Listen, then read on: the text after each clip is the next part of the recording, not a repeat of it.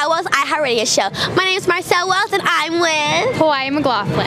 Now, she is an amazing artist, martial artist, and also influencer. I'm so happy I'm with you today. How are you doing today? It's going really good. I'm so happy to be with you today. Yes, that's so good. Now, I know you're an influencer. Tell us about your background and what you do.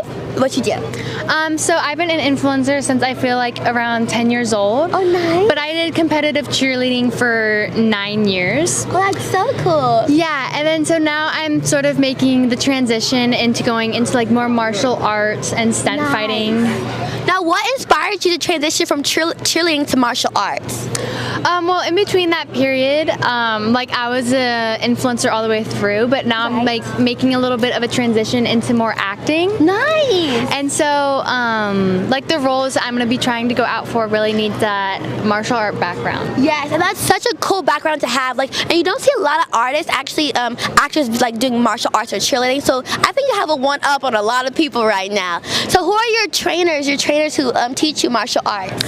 So currently I'm training at House of Champions. Nice. So with Sensei Mark, and then I'm also working with Phil Tan and Louis Tan, who was in Mortal Kombat. Nice.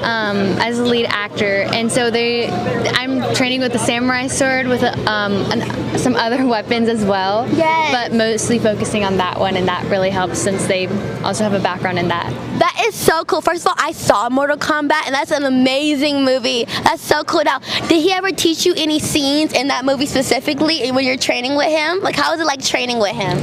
Well, it's a little bit different, but right now he's in Budapest. Well, he just was in Budapest training, but now he's in London because he's doing stuff in there, you know, going around, obviously. But he's coming back soon, so maybe you'll find out. Now, what is your ultimate goal with martial arts? Like, what is, like, do you have like a level? Is there like levels like with karate, like belts or anything like that? Like, what's your ultimate goal? Well, obviously I want to be so familiar with the katana that I can like use it as an extension of my body. Right.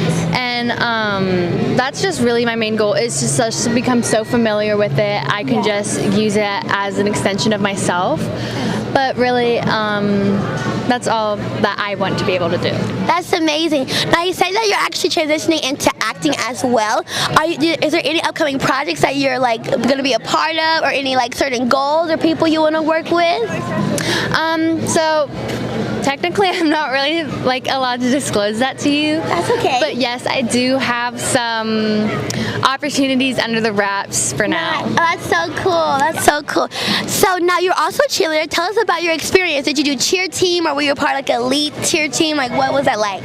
So I did competitive cheerleading for 9 years. So I made it to like the very top level that you could with cheerleading. Nice. So I was on a world's team, but obviously COVID hit, so we weren't really allowed to do anything with that. So that's sort of when it sort of stopped, and I moved to Colorado, and that was sort of a little bit of a break period with me. Yes. So yeah.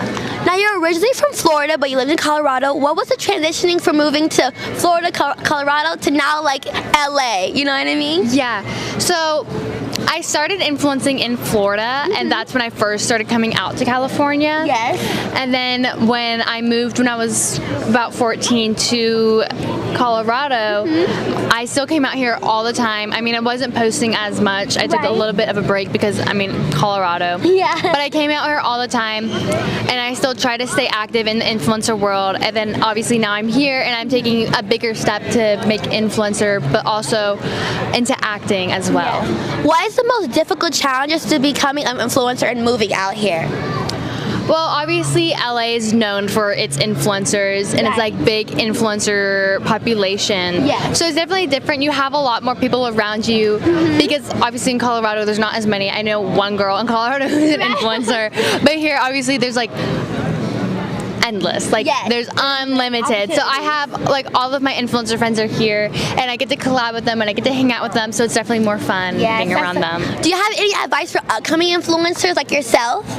Well, I just want to like, to an influencer, don't just like let social media define you. I mean, you need to be the same person on social media and off social media. Like, don't make that, like, obviously there needs to be a separate life, but don't just try to make it all just one social media. Like, there's life outside of a social media platform. That's so cool. Do you have any other hidden like talents besides just like martial arts? Like, you have any other hidden talents? I can walk on my hands for really long. Oh, that's cool. I can barely, like, when I tell you I have no upper body strength, I have no upper body strength at all. So that's pretty cool. That's fun. Do you have anything you would like to say to our viewers, like any upcoming things or like whatever you would like to say to them? Thank you for watching, and I hope you guys have a great day. Yes. Also, tell them all your social media. Oh, so my Instagram is just Hawaii_MCL. Okay. We'll see you guys later. Thank you so much for tuning in. Bye.